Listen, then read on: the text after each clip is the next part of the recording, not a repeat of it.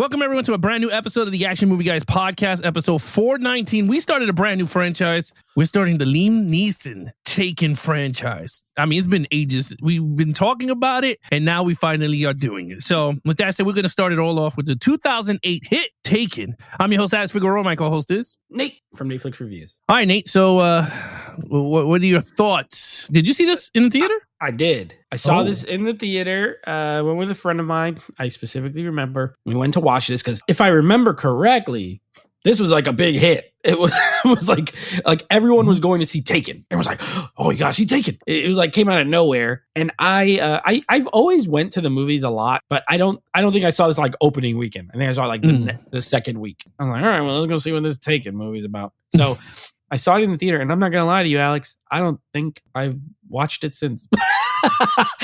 This is not a movie that I rewatch. So when I was watching it now, I'm just gonna say this. I feel differently about this movie now than when I saw it at the theater. I have a different opinion, and that's all. I was 21 when this came out. 21 years old. So totally different mindset. Have seen a different amount of movies between then and now. So I did see that at the theater, and I liked it. I liked it a lot when I saw it at the theater. I saw this on, was it Blu-ray? I think it's Blu-ray, 2008. Yeah, I think it's Blu-ray. Saw it on Blu-ray. I didn't go to see it in the theater. And I'm with you on that one. When I first saw it, I thought it was really good. I said, wow, this is a pretty good movie. I have not seen this movie. I haven't seen, let's just put it this way. 1, 2, and 3 were first time watches. Like when I say first time watches is like me putting it on now is like first time watches because I don't put these movies on often, and we'll explain why. But I saw Taken. I didn't see Taken 2 in the theater. The first time I watched it was at home, and the only time I've watched it. And I saw Taken 3 at the theater, and I haven't seen it since. So I'm with you. Like this is not like a go-to franchise for me. Yeah, no, I totally agree. So I was just like, oh my God, I didn't remember this scene. I didn't remember that scene. So I was like, oh,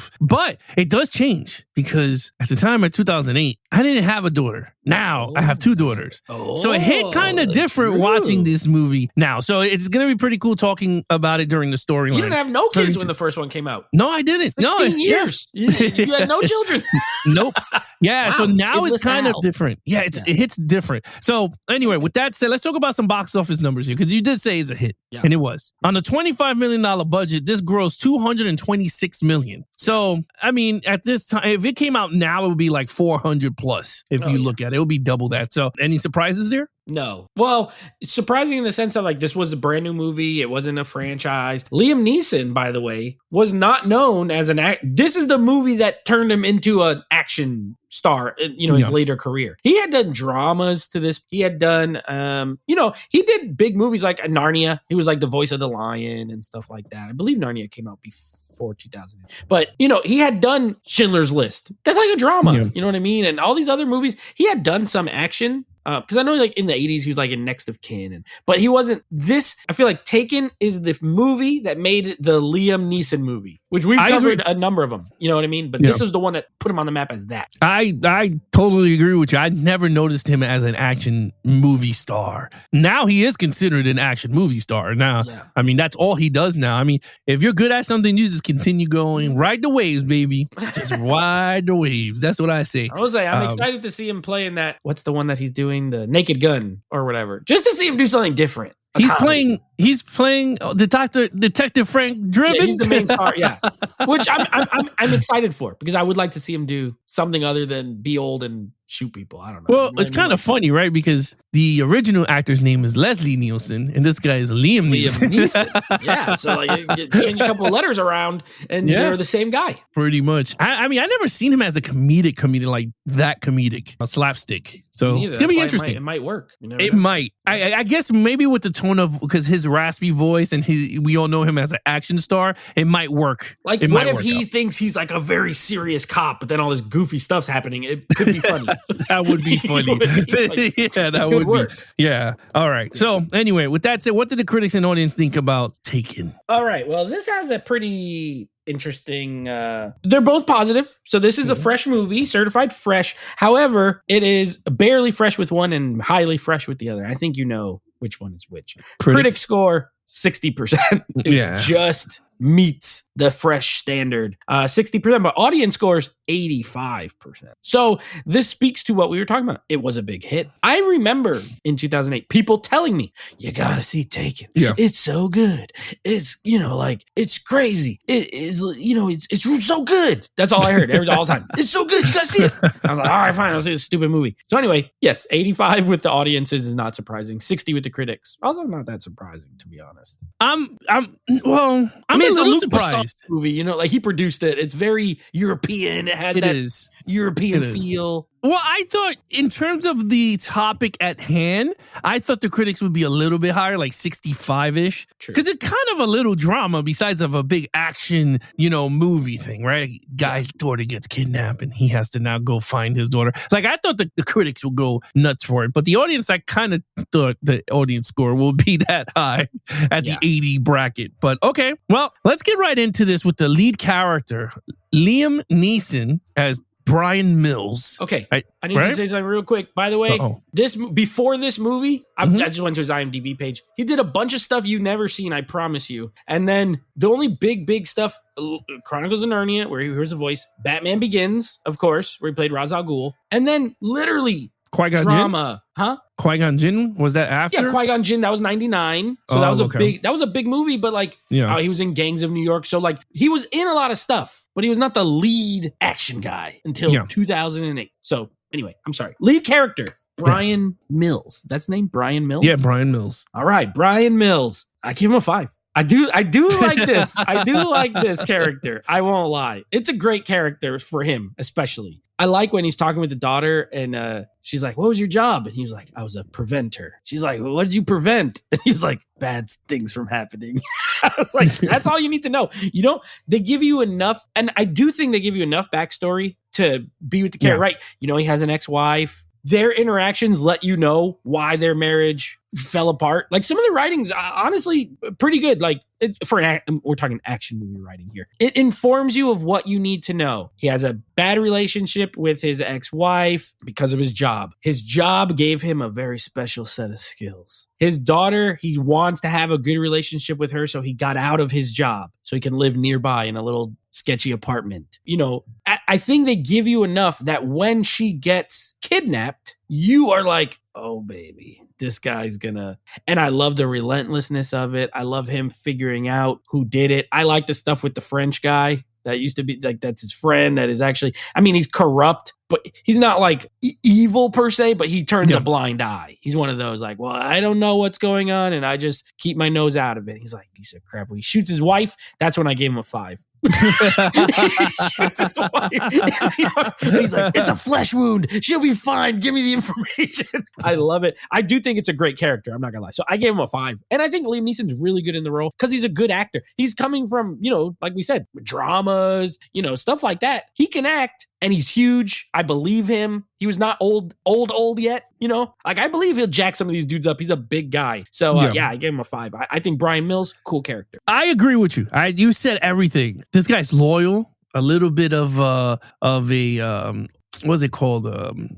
Detention disorder. What's it called? OCD? ADD. He has very big ADD. Everything has to be precise when he's packing the wrapping. He went to get the karaoke machine. So it gives you a lot of information within the 10 minutes of what type of character he is. Like the guy's like, hey, for every $1 you came into the store, like he just kept harping on this karaoke for his daughter, her birthday. And I was like, man, this is crazy. But when there's a guy, he has to have a great group of friends. And his boys, Sam, Casey, and my boy, what was the other one? Bernie. The three dudes that were his partners. Uncle Rico from Napoleon Dynamite. By the way. yeah. That wasn't that Sean from Martin? You ever seen the TV show Sean Martin? Oh yeah. I love with Martin Lawrence. Isn't that Sean? The guy I'll look it up. You keep going. Oh, okay. I like his group of friends. I think the group of friends help a little bit on the movies because when he needed help, that one guy helped him out, like tracking his daughter and gave him all the information. I'm like, okay, that's fucking cool. I don't care what anyone says. That's dope. But Brian Mills, you're right. His skill set is so good, semi-ish believable, I will say, because some of the stuff that he was pulling off and doing, I was like, yo, okay, but it worked for this movie very well, and I liked it a lot. I mean, the iconic scene, it's now etched in everyone's fucking mind, is when he's on the phone and the guy's listening. He is Sean from Martin, by the way. He is? He was in 54 episodes. That's Sean. Yeah, where he was mad funny as Sean.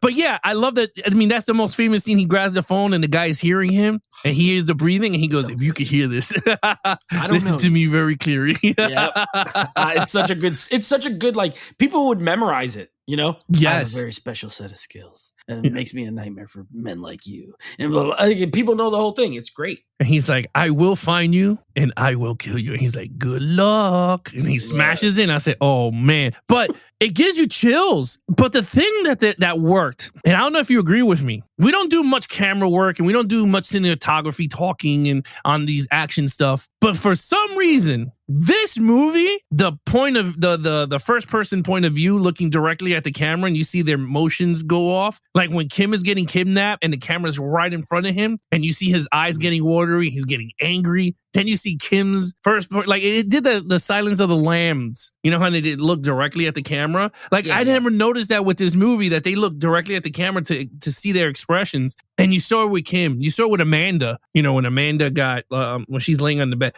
Like I thought that was really, I was like, holy crap. Like that was so genius because it brought out a lot of Brian Mills, like those things. And I will say this before we go off. Lenore, which was played by Frank Kim Johnson. Great, so hot, gorgeous. What a bitch. Oh, she's a bitch, dude. Oh my God. Oh, she is. She knew. Isn't she? She knew they were going on the YouTube. You know, she lied. Just tell the truth. I agree with you. I think she looks amazing in this movie, and it makes me mad because it's like, damn, you're so beautiful, but you really are a liar, and you never tell the truth. And she's like, put the presents on the table. Shut up. That's her dad. Let him give her the present. Like, yeah. I agree with you. She's an annoying character. She is. And then the thing that got me really mad, and I wish they put it in the script, but they did not, is when she got kidnapped and she's currently bring her back. I was like, didn't I tell you why I did not want to sign these papers? This is what was going to happen. I was waiting for him to say, I told you. Yeah. Now I got to do my set of skills. He took the high road. He was like, he just didn't say nothing. I would have said it. No, I would have. I told your ass she was going to get kidnapped. You idiot. Yeah. All I had to do was stay in Paris and watch over her. This would never happen. But Lenny, no. Stupid Lenny. Call me Lenore. Shut up, Lenore. When they go to that lunch, I was like, oh, okay. She's at lunch. I would buy her a cheeseburger. Anyway, Maggie Grace was great as the daughter. After she fit a little bit annoying with the crying, but let me say, I gotta say something. Go ahead. And this is gonna come up, and if I remember correctly, it's gonna come up in Taken 2 as well. What? Oh, okay, she's supposed to be 17, and she plays this role like she's like kind of dumb. She's like, Daddy. She's always running. Why is she running all the time? She runs over to her friend. She runs to her parents. She runs to the pony. Nobody runs everywhere they go. She doesn't walk in this movie ever. She runs away from lunch. She runs. I'm like, girl, what? She's like 10. So I don't think she's a bad actress, but I don't know what direction they gave her to act at least 6 years younger than she actually is. She's supposed to be 17, and she's literally, Daddy. She's running around. I'm like, no, it bothers me. She could be like a teeny bopper, like one of those, like, yeah, maybe, but like even that, it's like, okay, that's like usually 13-year-old, not a 17-year-old. I get why they couldn't make her 13. That would make this movie really extremely dark. So, I mean, it already kind of is, but that would take it to the next level. But at the same time, it's like, can you act 17 a little bit? Like she's acting like a little kid most of the time. So it bothers me. And I think she does the running thing in part 2. We'll see. But why are you running everywhere? And she runs weird too. She runs like, she like waves her arms like this. I don't know. It bothers me. Oh my God. You're really angry at that. Okay. Well, 5 across the board there. Okay. Now the main villains here is weird because you have the Albanians. Marco. Yeah, you got the Albanians and then Marco something from the Larabaski. Yeah, okay, so you got the Albanians, but Just that's like put the just Albanians. a group Yeah, of just people, put the right? Albanians. Yeah, but there's also Saint Clair. That's the French cop. No, the French cop is This Sinclair. That's him. Saint Clair is the French cop helps him look up Saint Clair. Saint Clair he's is the guy. Jean-Claude. He's Jean-Claude. Yeah. Saint Clair is the guy at the party who's like, Yes. this is business. Yeah, he shot him. He goes, "This is personal." Yeah, so he's kind of like the head of the operation. Yeah. Marco is like Anton, the guy right under him, and then you have that nasty fat chic guy at the end who's laying in the bed all gross. I give the villains a 4. I think they're evil. Obviously, what they're doing is evil. The only reason it's not a 5 is because there's you hear us talking about it. There's like a bunch of guys. And there's no if they could have made this into let's say St. Clair, let's say he is the main villain and they could have made it more like him and Brian Mills, like him really saying you're never going to get her back. Because he shows up on screen. He tells his guys to kill him and then he ends up getting shot. He's not there for very long. Kills him in the elevator. I liked it. I was like, good, that's what you get. But for me, the 5s on villains, it usually got to be one guy that I could focus on that is a great villain. Or if we were doing Black Hawk Down, one of those military movies where it's just these guys are killing everybody. No, they don't here, but they're evil. Their whole thing of kidnapping women for sex trafficking. This movie's kind of relevant now, even more than it. Well, maybe not even more, but just as relevant now as then. So I gave them a 4 only because I couldn't point to one guy who's the main villain, but they're formidable. He got to go through them. They almost get him that one time. If that freaking thing didn't break off, he would have been dead. I liked them. So I gave him a 4. I agree with everything you said.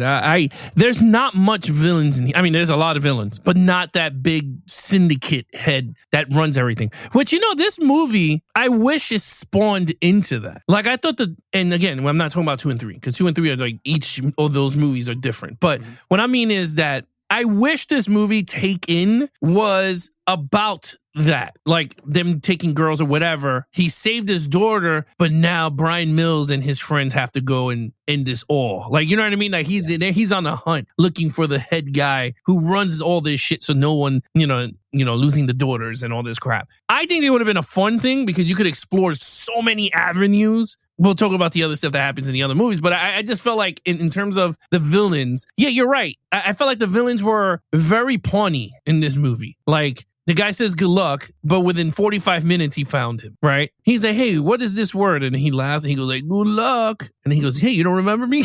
I'm the one who told you. And then he kills everybody. And then it goes down the line, right? He finds his daughter. And then from the daughter, he runs to the boat. From the boat, he found the fat guy with his daughter. And then he's kills him and he gets him back. So I just felt like it was a video game. It was chapter on chapter, right? You start off chapter 1, right? He's with his family. Chapter 2, the daughter get kidnapped. Chapter 3, now he's getting his skills back. Brian goes to Paris. Yeah, Brian goes to Paris.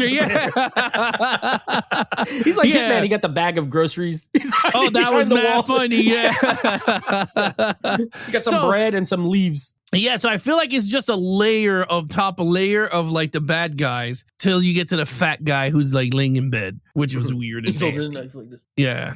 Well, how did they know that was the daughter? You know what I'm saying? They never knew her name. And he never said his name. They just said the father's here for the daughter. And miraculously, they got the woman that he's actually looking for. And there was 3 of them. What happened to the other 2? They threw their asses to the side.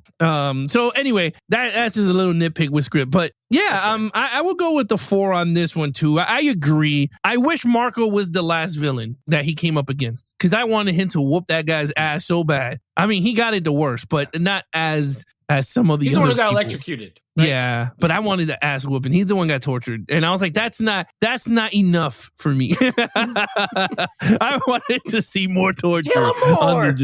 Yeah, I wanted more. Yeah. Because the way I saw it was, if this guy did it to his daughter, imagine everybody else's kids that he did it to. True. You know what I'm saying? Like in the mind of Brian Mills, he should have thought of that. Like, you know what? How many other children, parents that you made suffer? He goes, now it's my turn. You're gonna suffer. You're gonna suffer. And I told you I will find you. And I will now torture you. Here I am. He comes out like Ra's al Ghul in the dark. And now he's amazing. He's like, I told you I will find you. And here I am.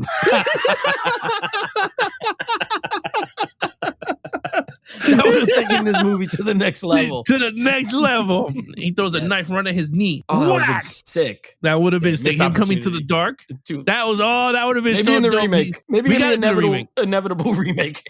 He'll do it. The guy's all knocked out and he's waking up from his knockout. And all you hear is like, wakey, wakey.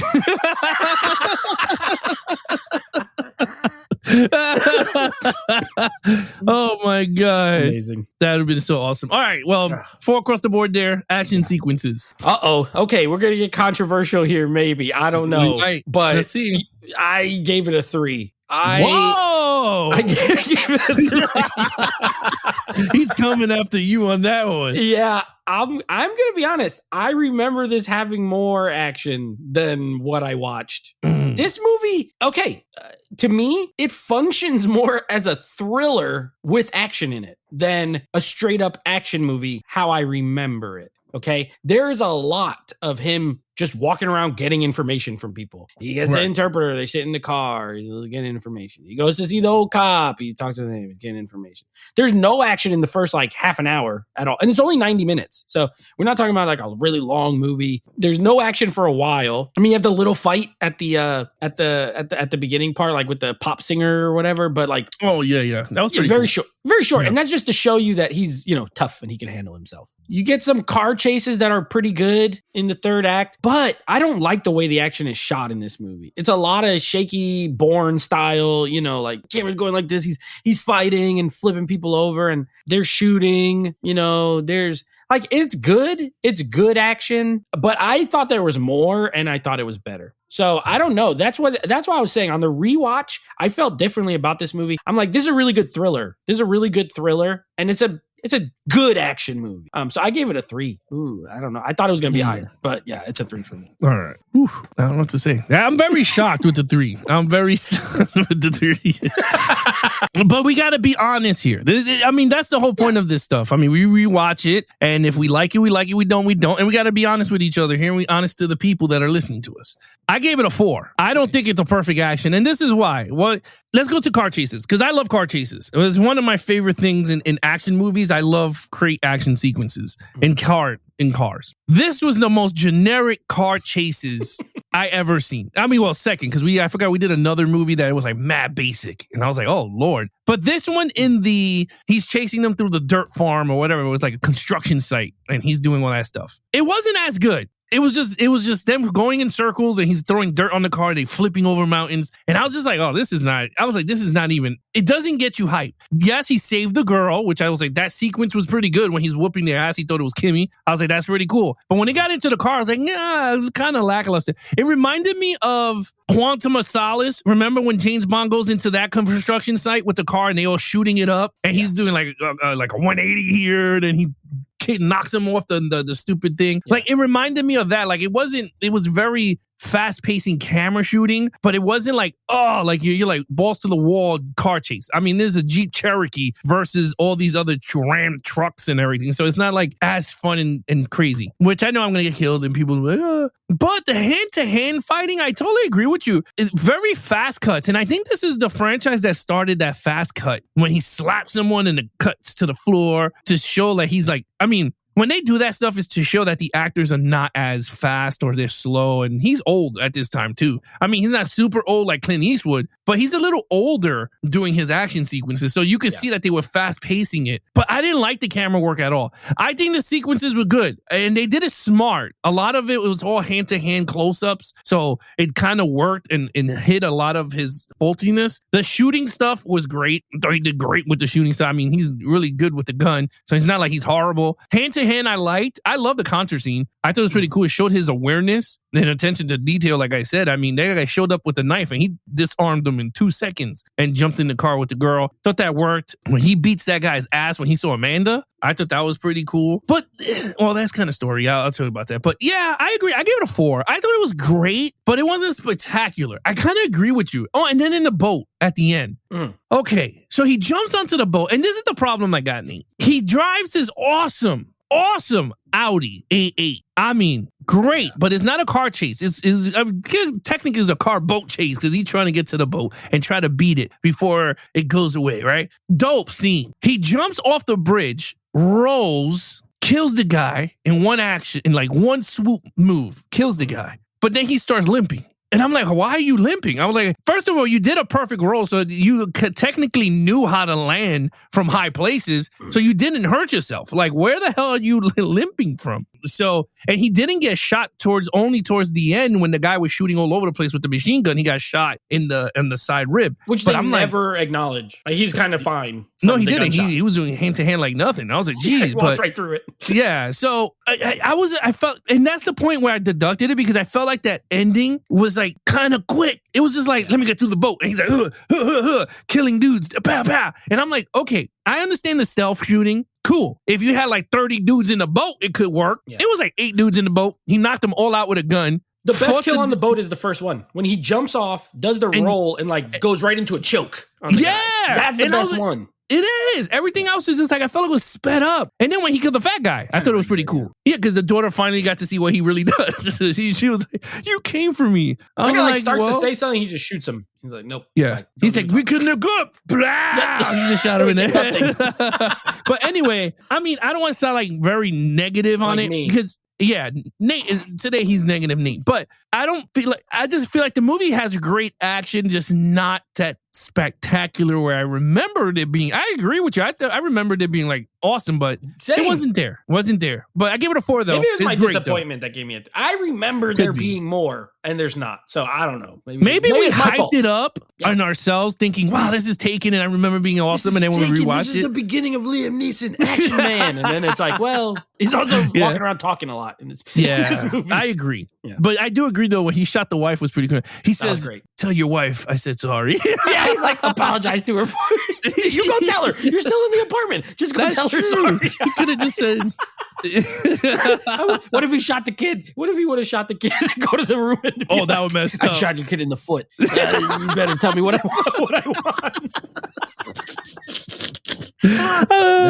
That would have been messed up. Okay, storyline. All right, we're gonna go back up a little bit here. I do think the storyline here is very good. I gave it a 4. Again, I think they did a good job with the backstory of our main character. There's just the reason this is not a 5, and this happens in all of these movies. These like Luc Besson produced, written type movies. Something about his writing for me, it's everything is just so not basic, but kind of like basic. Yeah, it's very by the numbers, right? Yes, safe. Yes, very, very, very, very. It's like, okay, this guy's good. These people are bad. A, B, C, D, E. Like you really, even if you've never seen this, you can kind of figure out exactly what's going to happen, right? There's not a lot of twists. I mean, his friend being corrupt, it is, I guess, but it's not because of the way the guy acts the whole time. Like as soon as they meet, he's like, I'll put a tail on this guy. Blah, blah. It's like, okay, so he's like, not really. Because I don't even remember that character. When I rewatched it, I was like, I don't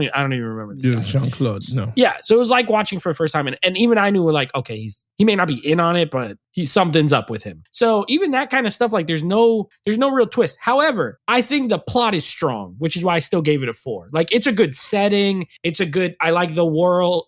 I like the world. I mean, I don't like sex trafficking, but but it is a good setting for a film like this, right? Yeah. Like a daughter gets kidnapped, the dad got to go get him. He's special forces.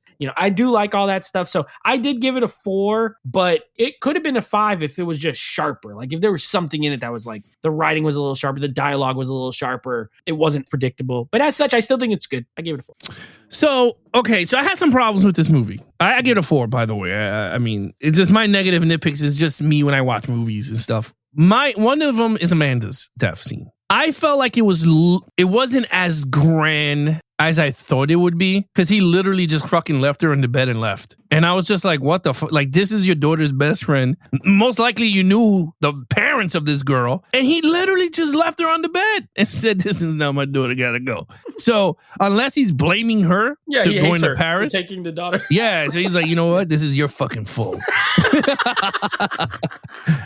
So that I could see, but that to me, I was just a little bit weirded. You know what I mean? I was just like, oh, okay. He's like, Amanda, and then she's dead, and he's just like, all right, later. The marriage between him and the wife, I felt like that should have been a little bit more dynamic in a sense of we were laughing, but he should have told her off. Like, you know what? You forced me to sign this thing, knowing that my skills, I was all over the world. And I know what happens in these places, and you guys still didn't believe me. Or give it a foreshadow. Him saying, you know, Paris is known for sex trafficking. You know, you don't want to get caught up with the right people or whatever. And it foreshadows. And then you'd be like, oh, damn, like he knew all along. I agree. It's a very bland story. See, Luc Besson, and I said this before, I'm not a big fan of his writing. I'm not. I did not like Lucy at all. While Scarlett Johansson did a great job in the role, I just did not like that movie at all. We did the review on it, and I never watched it since that review we did it. Just don't like those movies. I know we did another Louis Besson movie. Didn't we? We did The Fifth Element. Yeah, that one we liked a lot. That's a classic. But it's weird. But it is weird. It's super weird. Is. His writing is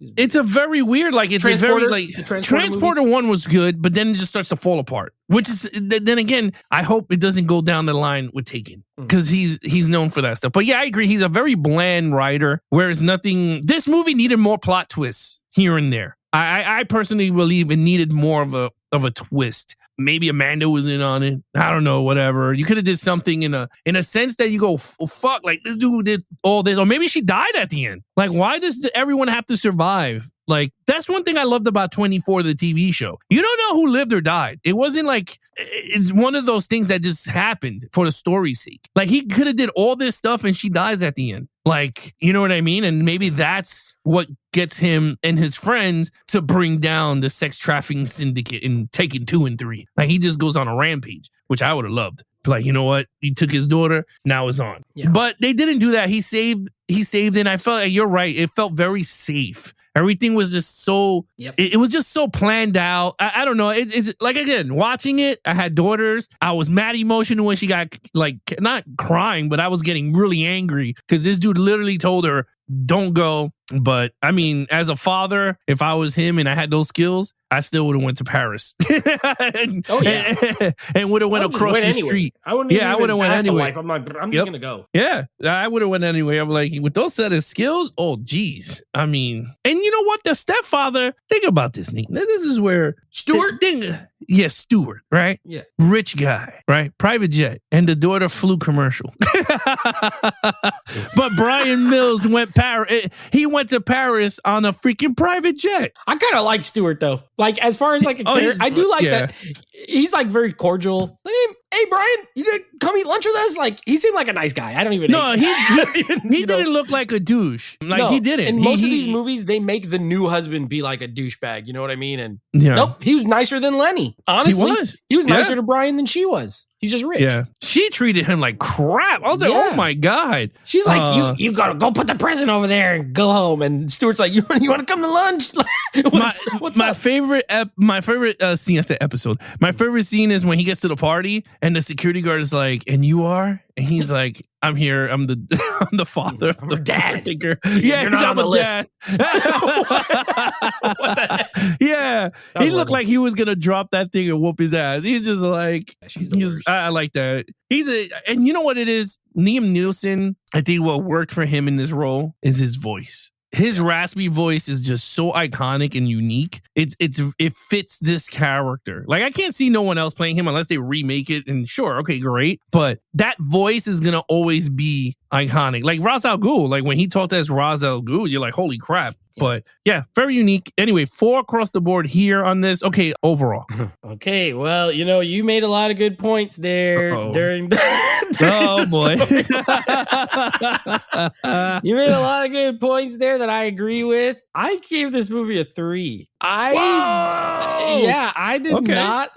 I liked it. 3's not bad for me. 3's is good. Yeah. But it's just good. It's not great as I thought it was good, as I thought it was when I was 21. There's a lot of stuff like that. Okay, the stuff we didn't talk about in those categories. Like, I don't think the direction is that great in this movie. I agree with you. I like some of the close-ups on the dialogue scenes. I especially like it when she's under the bed, she's talking with him, and that's cool. But other than that, I don't think the action scenes are filmed extremely well. I think a lot of the parts are like, a lot of the dialogue is goofy, and like the way it's shot is kind of goofy at times. I'm like, So I don't think it has like amazing direction. I don't think it has great dialogue.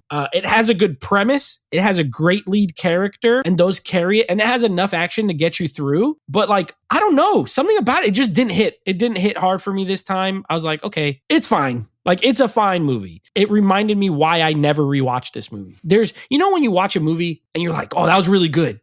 Let's say you're watching at home, I go to the theater, whatever. You're like, dang, that was really good. But you don't have a strong desire to be like, I want to put that on again. But you don't know why. That's taken from me. I don't even know. Like, I really liked it when I first saw it. But for some reason, my subconscious was like, did you really like it? And it's like, yeah, okay, maybe I just liked it regular. And I think that's how I feel about this movie. Like, I think it's solid. If you've never seen it, I would recommend it. Sure. Yeah. But I don't even think it's one of honestly, I think he's made better movies after Taken. Like, I like some of the other ones we've done already here and some that we haven't done better than this movie. So I gave it a 3, which I'm surprised with, but it is what it is. Well, it's very interesting. Right. Because, again, I had not a lot of problems. I just had some nitpicks. And again, we don't do directional. We don't do, like, production. I put it in the overall. Yeah. Yeah.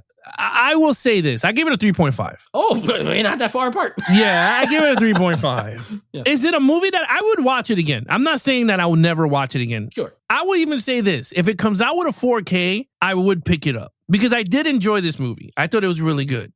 But with that said, if there's never a 4K, I'm okay with it. Like, and again, I'm not going to rewatch. Again, it's just super hard for me. And especially with the tone of, you'll see when you have a kid. Hopefully, if you get a daughter, right? And your first kid is the daughter and you rewatch Taken, I guarantee you're going to go, yeah.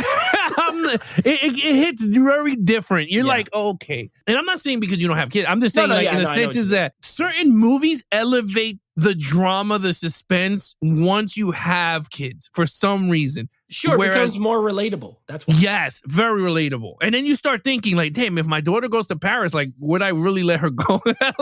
like you start thinking like, I'm like, I don't know. Like, her ass got to be like 18 or 21 or take her mom or something. But it's a very again, genius plot line because it hits the notes on parenting and shit that really happens, right? Like Hostel. You go to Hostel, right? Like that movie Hostel, they take you and then they start porn torture you and all that crap. So you're like, holy hell. But honestly, I think it's a 3.5. I just think the action, I mean, honestly, if they could remake this movie, I'll be okay with it with an action director. Like my man Paul Bird. I'm not... Listen, Anthony Fuqua. I think this is ripe for a remake because the plot's still relevant. Sex trafficking is still a thing, probably more so than ever. Give me a younger lead, slightly younger though, because they do have to be like, they have to have a teenage daughter and they have to be retired.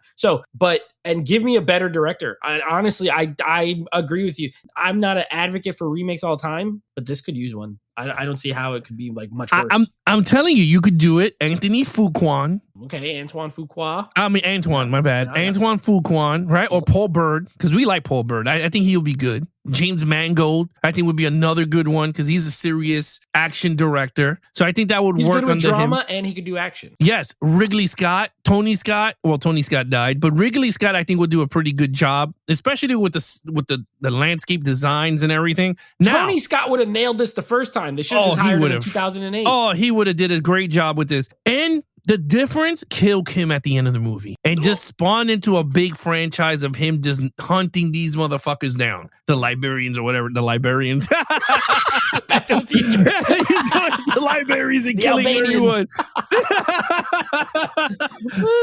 Oh my God. No, but funny. Like, I mean, that would be epic for me. But anyway, with that said, I think that in the landscape, great movie. I think it would be warrant for a little soft reboot. and I'm okay with it. All right, total points. Total points for me, 19 out of a 25. It's still a good score, right? I mean, I'm almost at a 20. Like, I think it's a good movie. But again, I think now as an adult, I look at it more as a thriller with action than like a pure action movie, in my opinion. But I like it. I give this movie a 20.5. I think it's like, again, it holds up. We can't say it don't. It literally, because of the tone and the moral, not the moral of the story, but like everything that's happening in the movie, you're absolutely right. It is so what's going on right now in the real world that makes this movie hold up very well. Like, I think it to me, it personally did. I told my wife, I said, I can't believe it's been ages since I've seen this movie and it still holds up, but it has some problems that I had. But other than that, I like I said, I could watch this. It would have been funny. I don't know why I just thought of this, but it would have been funny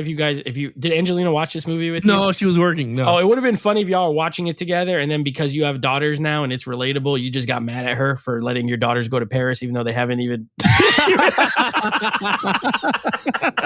You're like, how could you let them? She's like, what are you talking about? Now I gotta go out there and find them. I gotta use my YouTube skills. That would have been so funny. I would have died laughing. Like, I got mad at my wife because our small daughters, she's gonna let them go to Paris when they get older. This movie's relatable. Very relatable. All right, Nate, what's coming up next on the podcast? Right. Coming up, we got, continuing on with our female-led action month, where this is the halfway point because we got 5 movies this month.